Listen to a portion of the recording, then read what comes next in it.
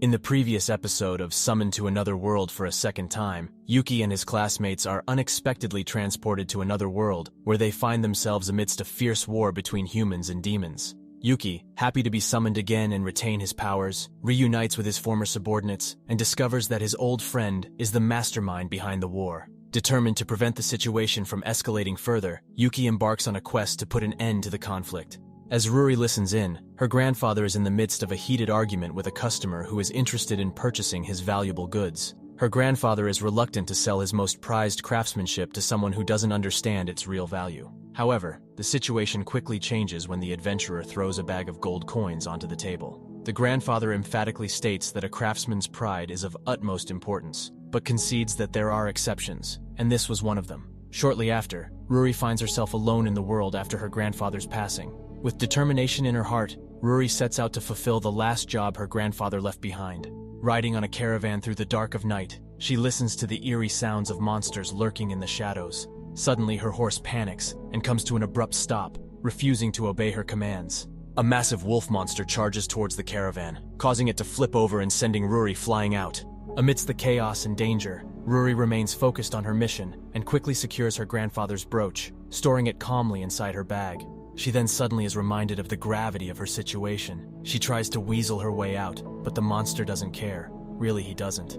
Fortunately for Ruri, she is rescued by Yuki, who happened to be nearby. Despite offering him money for his help, Yuki declines, simply glad to be of assistance. Although Ruri is suspicious that there must be some catch to his generosity, Yuki assures her that he expects nothing in return. As he extends a helping hand, Ruri is reminded of the adventurer who had bought out her grandfather's store, but quickly dismisses the thought as a coincidence, as Yuki is much younger. Yuki notes that it isn't safe for a young girl to travel through the dark, but Ruri had no other choice. While he initially wants to go about his business and is about to leave her to deal with the goods lying around, she pleads with him to be her guard. Yuki refuses, but Ruri uses the crying card, pretty much forcing his hand. He agrees to escort her until town, leaving the goods behind. Yuki isn't her porter. What a savage.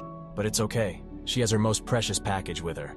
As they make their way through the town, Yuki reminisces about his last visit 5 years ago and notices how much the town has grown and become more like a city. Ruri, on the other hand, is preoccupied with finding a ship to take her to the demonic continent, where she must fulfill her grandfather's last job. She hires a ship, but the captain refuses to go to the demonic continent. Ruri is left feeling hopeless and desperate, playing her crying card, which proves ineffective. Despite her attempts to convince other sailors, all the ships are cancelled due to the ongoing war. Yuki, who had been observing her struggle, decides to help, but notices Ruri surrounded by military police, who are conducting inspections. The soldiers demand to see Ruri's merchant identification, and although everything is in order, they belittle her for playing merchant while they put their lives on the line. Ruri brushes off their comments. As the soldiers attempt to check Ruri's bag, she refuses, causing them to become suspicious. Yuki becomes increasingly tense, watching the events unfold. Ruri tries to explain that her bag only contains merchandise, but the bully soldiers, angered by her disobedience, threaten to confiscate it. Yuki steps in just in time, claiming to be her guard.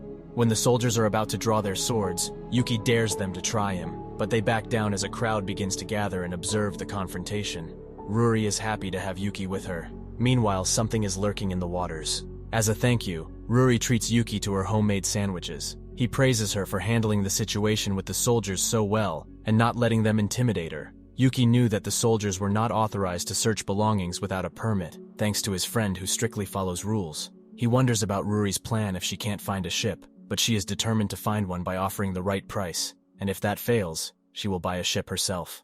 Feeling sympathetic towards Ruri, Yuki informs her that he is traveling to the demonic continent and offers to take her with him. Once again wondering how much that will set her back, he tells her not to worry about it. However, when Yuki suggests they start searching for an inn to stay for the night, Ruri suggests splitting the costs. She's unbelievable. At the inn, Ruri pulls out a box containing her late grandfather's most prized possession when Yuki returns from the bath. She entrusts it to him, finally trusting him with this important task. Ruri explains that the box contains her grandfather's last job, which he took on before passing away. He was a famous jeweler and renowned for his exceptional craftsmanship. He used to say that money is important, but pride is much more important. True pride is being able to give up everything to protect what's most important to you. One day, a customer came to request a repair for a brooch her grandfather had made, but he didn't have much time left. He entrusted Ruri with the brooch, instructing her to deliver it to the adventurer no matter what. Yuki recognized the brooch immediately. While Ruri is about to take a bath, Yuki takes the box and promises to keep it safe. Ruri, feeling relieved, asks Yuki not to rob her while she is away. She is grateful that, thanks to Yuki, she will be able to fulfill her promise to her grandfather. Yuki carefully examines the brooch, confirming that it is the same one he had previously cast protection magic on and given to his friend. He hopes that nothing bad has happened to his friend and that he is safe. In the middle of the night, Yuki wakes up to the sound of soldiers barging into the inn. The soldiers accuse Yuki and Ruri of spying for the demons and demand to know their whereabouts. Despite their attempts to remain quiet, Yuki is prepared for them. He quickly comes up with a plan, informing Ruri that they need to leave earlier than planned. He jumps out of the inn with his never-faltering composure. The soldiers search the town, but Yuki is always one step ahead of them. Ruri is becoming a real annoyance at this point. Composure, my ass. Yuki eventually sets up a trap, and they manage to get away from the soldiers. However, their escape leads them to a dead end, leaving them with no way out. As trouble looms and the soldiers are eager to teach them a lesson, Yuki deliberately provokes them further. He swiftly takes hold of Ruri and leaps into the air, leaving the soldiers behind. Remember the mysterious creature lurking in the waters? It turns out to be Yuki's friend Livia, surprising both Ruri and the soldiers. With calm composure, Yuki requests the god of the ocean to take them to the demonic continent, and he obliges. The soldiers are left in utter disbelief and agree to keep quiet about what just happened. Ruri is still confused as to who Yuki really is, but once she sees the demonic continent, it doesn't matter. She's keeping her priorities straight.